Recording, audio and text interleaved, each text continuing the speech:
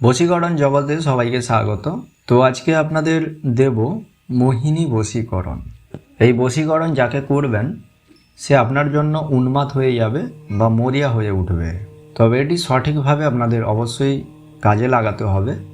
সঠিকভাবে কাজে লাগাতে পারলে তবেই এর ফলাফল আপনি পাবেন। এই মোহিনী বশীকরণ উভয়কেই করতে পারবেন। আপনি ছেলে হয়ে মেয়েকে করতে পারবেন এবং আপনি মেয়ে হয়ে ছেলেকে করতে পারবেন।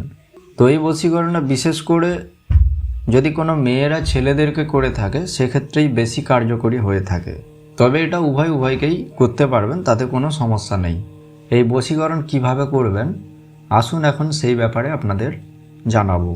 এই বশীকরণটি করার জন্য একটি মন্ত্র রয়েছে।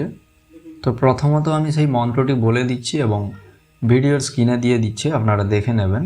মন্ত্রটি হচ্ছে, মোহিনী মোহিনী রাজমোহিনী মাই মোহিনী জানো, পাঁচ দেব পাঁচ দেবীতে ডাক দাও না কেন, রাক্ষস রূপে বয়স বেটি রাক্ষসের বান্দি পাও, শিরকালী বীরকালী অমুকের শরীরে লাগিয়া যাও, কার দোহাই মা কামরূপ কামাক্ষার দোহাই। এই মন্ত্রটি বিশেষ করে যে কোনো শনিবার অথবা মঙ্গলবার বা পূর্ণিমা অমাবস্যাতে ভালো করে মুখস্থ করে নেবেন, কারণ এটি সিদ্ধ মন্ত্র, শুধুমাত্র মুখস্থ করলেই কাজ হবে। মানে এই মন্ত্রটিকে এমনভাবে মুখস্থ করবেন যেন মন্ত্রটি ঠোঁটস্থ হয়ে যায়।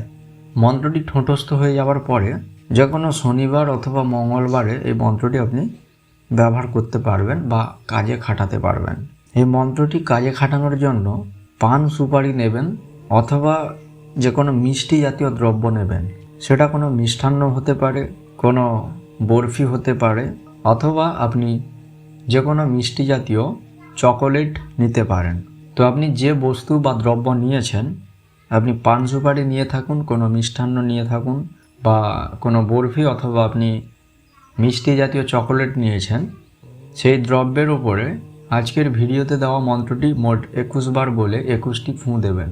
মন্ত্রটি একবার বলবেন, একটি ফুঁ দেবেন, আবার বলবেন, আবার ফুঁ দেবেন, আবার বলবেন, আবার ফুঁ দেবেন। এভাবে মোট 21 বার বলে 21 বার ওই দ্রব্যের উপর ফুঁ দেবেন, অর্থাৎ ওই দ্রব্যটিকে অভিমন্ত্রিত করবেন।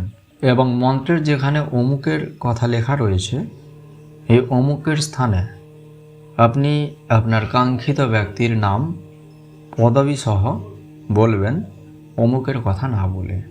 তারপর ওই দ্রব্যটি, যে দ্রব্যটিকে আপনি মন্ত্রপুত করেছেন বা অভিমন্ত্রিত করেছেন, সেই দ্রব্যটি নিয়ে গিয়ে কাঙ্ক্ষিত ব্যক্তিকে খাইয়ে দিতে হবে। এই অভিমন্ত্রিত দ্রব্য কাঙ্ক্ষিত ব্যক্তিকে খাইয়ে দিলে তার মনে ধীরে ধীরে আপনার প্রতি ভালোবাসার অনুভূতি তৈরি হবে।